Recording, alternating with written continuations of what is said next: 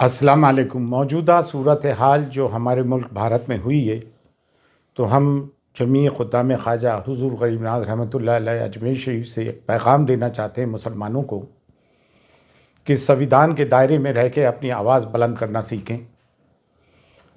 और जो भी कभी भी दीन और मिल्लत के मामलात हुए हैं, चाहे वो नामूस रसूल का मामला हो सल्लल्लाहु अलैहि वसल्लम या अहले बैत अतार का, बारगाह हुज़ूर गरीब नवाज से हमेशा आवाज़ उठी है। लेकिन अफसोस, जिनका के दायरा सब में वसी है, दरगाह और ख़ानकाहों का भारत में बड़े सगीर में, यहाँ से खामोशी क्यों है? निकल कर ख़ानकाहों से अदा कर रस्म शब्बीरी। और ये वक्त मसक़ी इख्तिलाफ़ात का नहीं है। मसक़ी इख्तिलाफ़ात को दरकिनार रखते हुए, बाला ताक़ रखते हुए हमें कौम व मिल्लत के लिए आवाज़ उठानी है।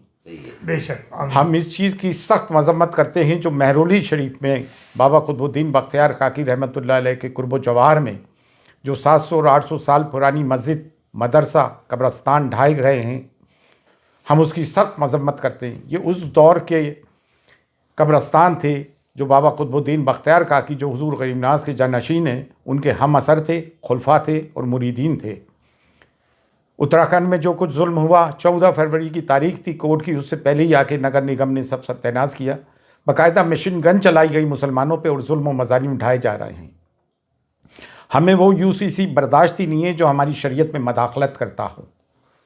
बरेली में जो तौक़ीर रज़ा ख़ान साहब ने आवाज़ उठाई, संविधान के दायरे में रहते हुए जेल भरो आंदोलन का आह्वान किया, जो गांधी जी ने ब्रिटिश पीरियड के वक्त किया था, वो भी एक संविधानिक तरीका है।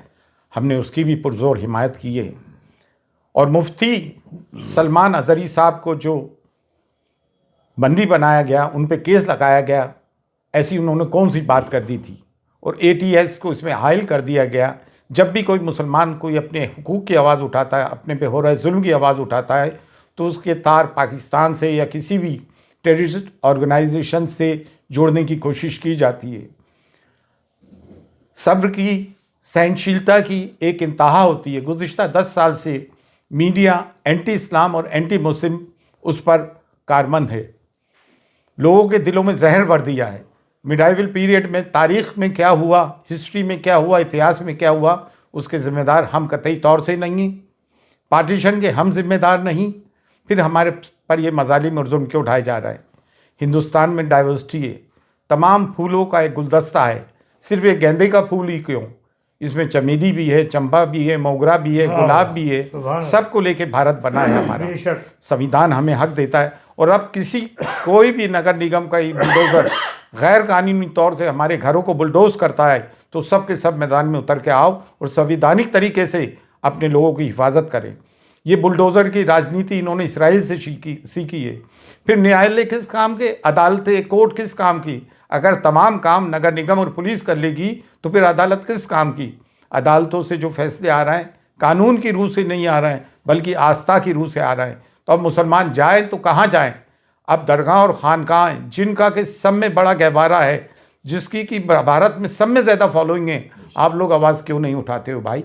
बारगाह गरीब नवाज जो कलीदी दरगाह है, जब यहाँ से आवाज़ उठ रही है, तो आप लोग भी आएँ और खुलकर अपनी आवाज़ उठाएं। ये ना सोचें कि मैं खामोश रहूँगा तो बच जाऊँगा। नहीं, ये हम पे यलगार कर दिया गया है। और संविधान हमें हुकूक देता है कि हम अपनी बात को संविधान के दायरे में रहते हुए डेमोक्रेटिक तरीके से आवाज़ उठाएं। आज हुज़ूर गरीब नवाज़ की दरगाह तक भी बात पहुँच गई है। हुज़ूर गरीब नवाज़ की शान में गुस्ताखियाँ हो रही हैं। हमारे नबी करीम सल्लल्लाहु अलैहि वसल्लम की शान में गुस्ताखियाँ हो रही हैं।